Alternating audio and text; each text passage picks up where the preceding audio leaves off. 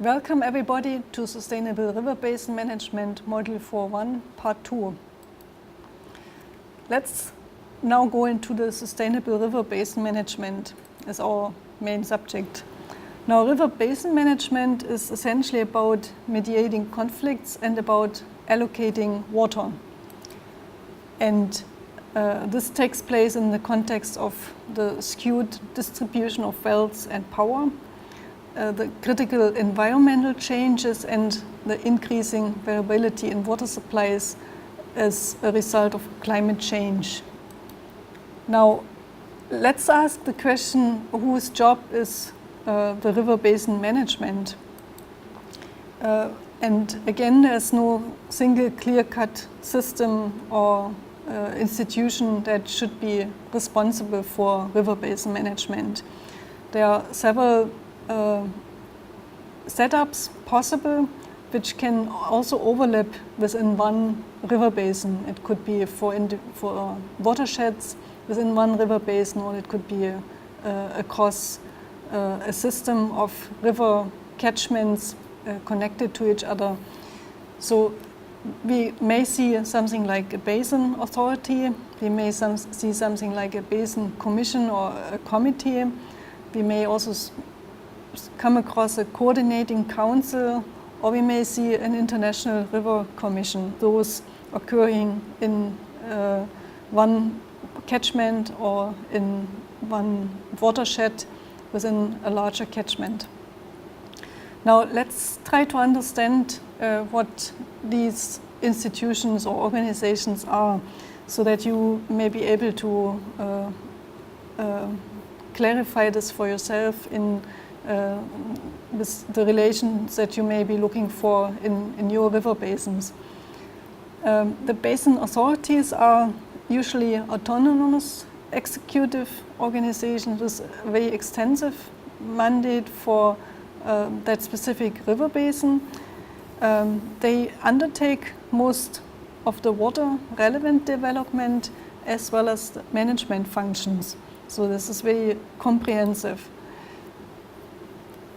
They act, so to say, as regulators. They also act as the resource manager, and they act as the service provider all in one. And in that point, you can already see where the challenges may come up and the difficulties in it. So they may not be endowed with legal, political, or administrative power to actually achieve those tasks.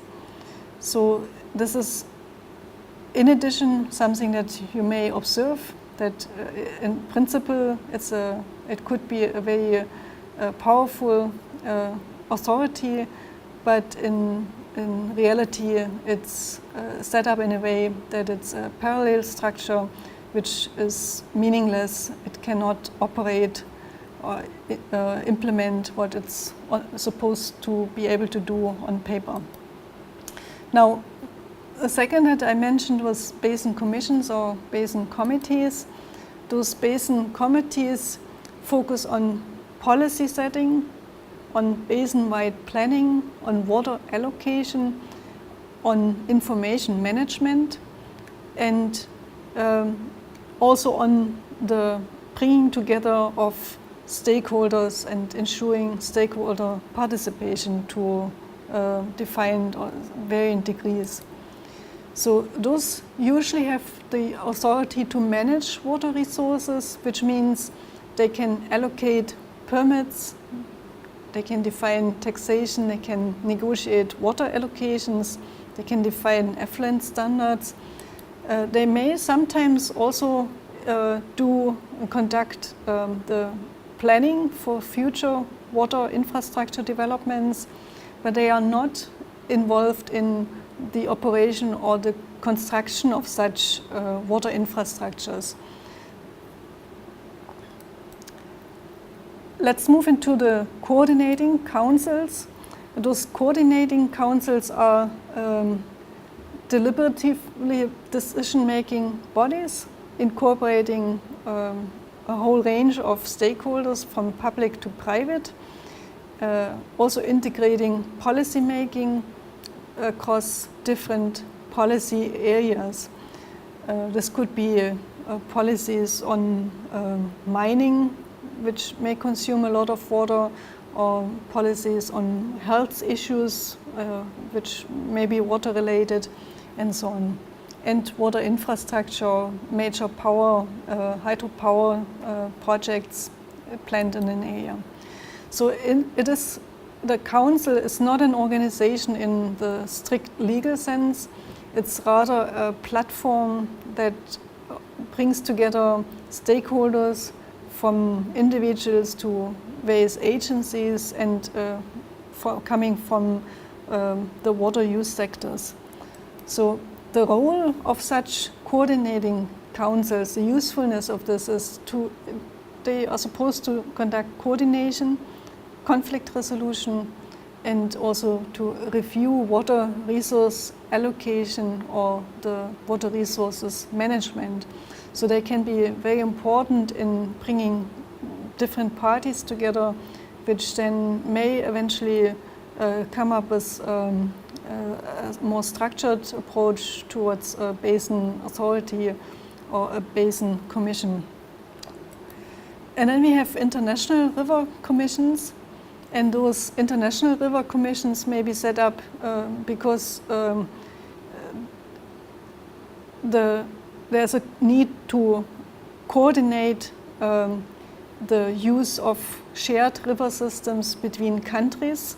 So this is not about bringing together individual stakeholders or water users. It is about various countries dealing at country level, at national level, or higher political levels with sharing the resource in a broader sense. And this may be often driven by a certain political dimension that may be pervasive. They are frequently established as part of a treaty that has been signed, which is a first successful approach or approaching of two countries or several countries, and those usually come between the interested riparian countries, but not always. It could also involve other interested countries in the specific water resource, or they may come together to manage a large project for the construction of a dam on a shared river. So there are interesting cases where, for instance, in the Congo River Basin, many countries have come together, signed a treaty which aims at the development of these water resources for power generation. So not all of these countries obviously are residing along the Congo River, as you probably know. The roles are to mediate water conflicts through consultation and cooperation. They may manage common databases as an entry to trust building. They may feed into elaboration of concrete agreements, which then may be taken up to an operational level and may result in the formation of joint water authorities, for instance. Now, let's look into the functions. And we just introduced now the term river basin organization, which is to replace all these different options of how water river basins could be managed, as I introduced them right now to you. It's a sort of a generic term which brings together the various fields of competencies which should be available under one roof to manage water resources. So here they are all brought together. Important is a planning function, a function dealing with the construction of water facilities. The river basin organization should maintain water facilities. They should be dealing with the allocation of water, the distribution of water, monitoring, and also the enforcement of water quality. There should be a function dealing with the preparedness against water-related disasters. There should be a way to resolve conflicts. There should be a function dealing with the protection of ecosystems, and there should be some arm or some link facilitating the coordination between state and non-state actors in this particular river basin. Now, not all of them may be equally equipped or equally staffed or even representative or existing in a specific river basin of your knowledge. You may think about a specific case for yourself. In some of the parts, the preparedness against water-related disasters may be much more predominant, an area which is always hit by large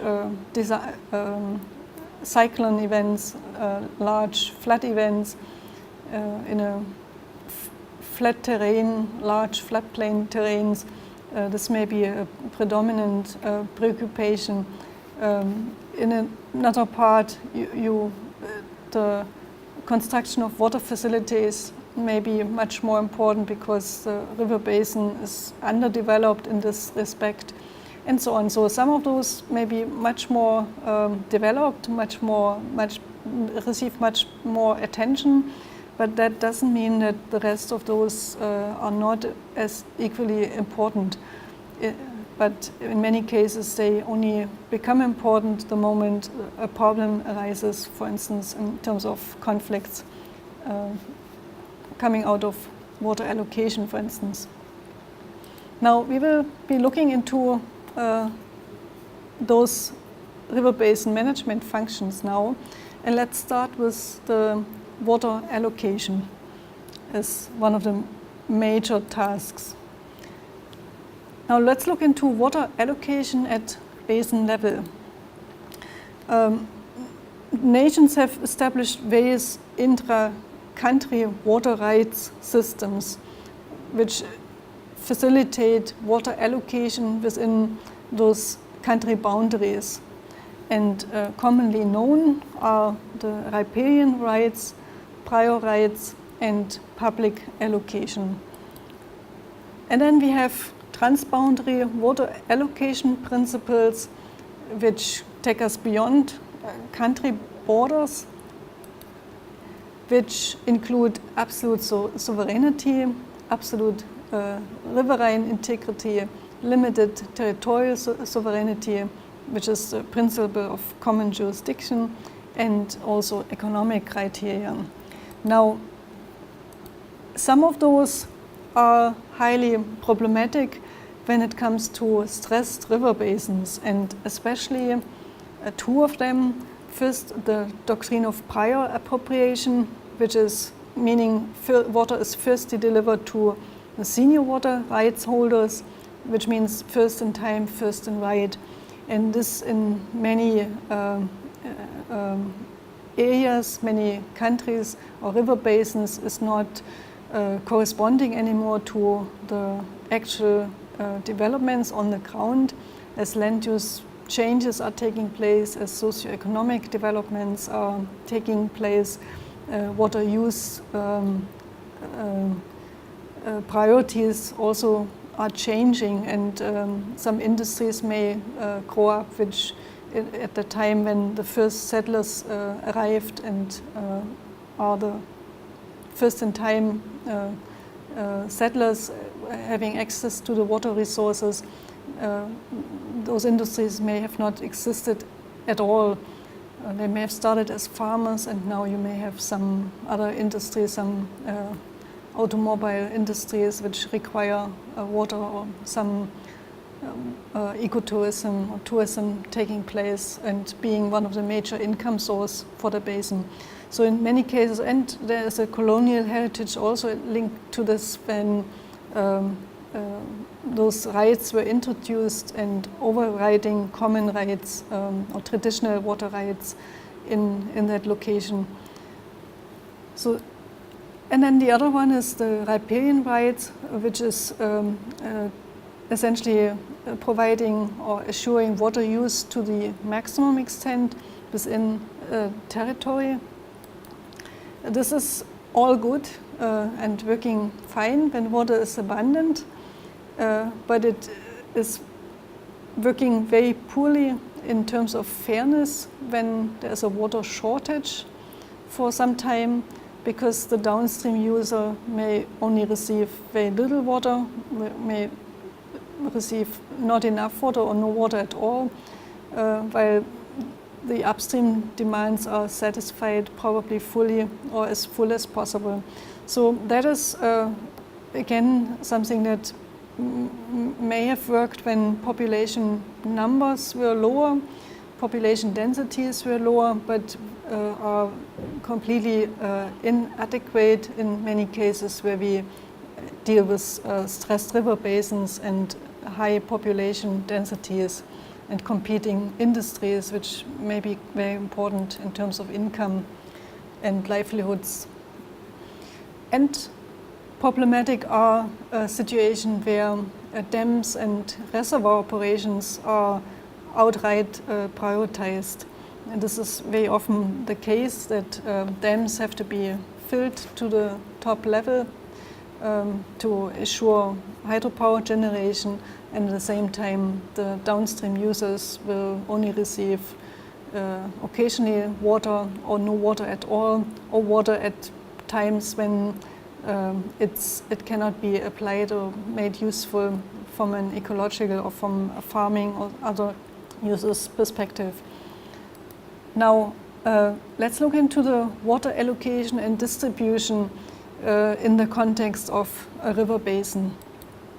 Now we have our water resource available here, the black box, and we usually have a water intake somewhere which removes water from our resource, and then we have the River Basin Organization dealing with the provision of bulk water at a basin-wide scale. And this water is being provided to some localized user, which again operates in a cycle. It's a water use cycle in itself, but outside this bulk water provision in a river basin. All this takes place in a river basin, but in terms of management and control, those are separate cycles. And those water use cycles include our water treatment to the level required for domestic use or for industrial uses, the distribution, the use and reuse, the wastewater collection, wastewater treatment, and all of those are somewhere connected back, because this wastewater will be joining our water resources at some point. It can maybe treated or not. Now, all of these arrows here connecting those various steps of water use or water movement, water treatment, indicate also that costs occur and also revenues can be obtained. And this is important now in terms of water allocation and distribution, because we can, from this, we first of all have to invest into our operation, into our infrastructure, into our water intake, for instance, and then investments are necessary in those levels. And then we need costings to run our operations and our maintenance.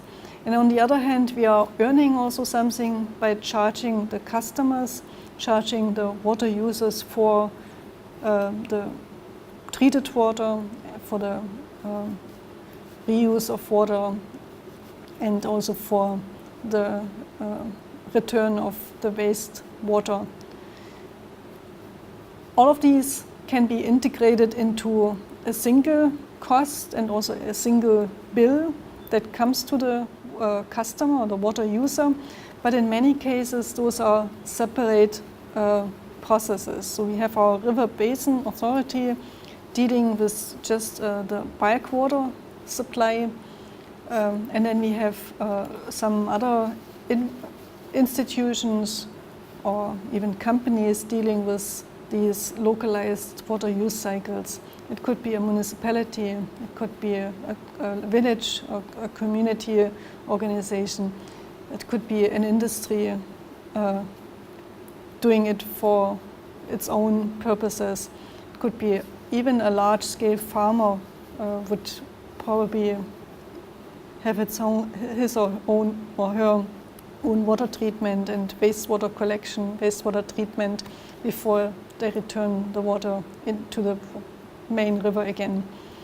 Now, this is important to keep in mind, and this is also important to understand how these river basin organizations could eventually operate economically, how they could finance their own operations. Now let's continue on water allocation at basin level and be clear about some overarching principles. First of all, river basins are part of the national and global economy.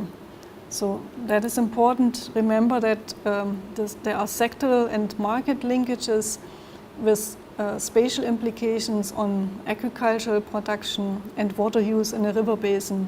It's food security, it's country's income, gross domestic product, it's the virtual water trade, all of this playing a role as part of our national and global economy. Now, those economic incentives which are established by the state policies may encourage or discourage certain water uses. And this again, in general, is creating an institutional context where the environmental objectives are given no real expression in the water sector.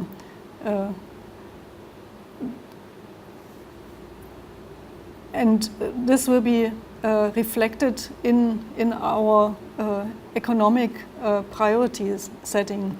So when, for instance, there are large-scale farming projects in a desert or in a water-scarce region, then this is a political goal. It's part of the national, global, national agenda and global economical agenda of a particular area or state. But on the other hand, it has its corresponding negative impacts on the water sector, and the water sector itself cannot lift itself out of such preconditions and improve on water conservation or water development, allocation, efficiency, on any sustainability measures unless the overall global political objectives are aligned to what the water sector is able to provide and secure. So that sustainability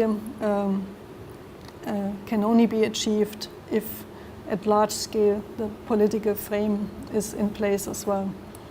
Now, problematic in this are policies which favor rapid economic growth with usually intensive contamination and intensive development of consumptive processes, which will be amplified in the water sector and the water sector's situation because the water will be allocated preferentially to these activities which fit and favor our political strategies. So, and another tendency, this is one of these parts of the equation, the other is that the more we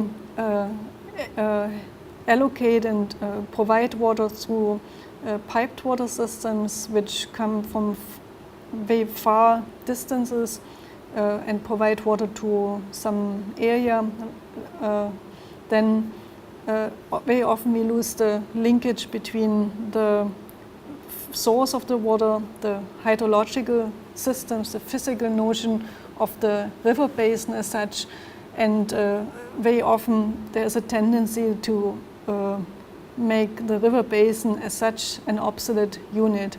Very often people separate between the urban water cycle, urban watershed management, which has, and as if this is not embedded in a river basin as such, because there's no notion of where water actually comes from in the complex system. Now at this point I want to stop, and we will continue on water allocation during the next classes. I'll see you again.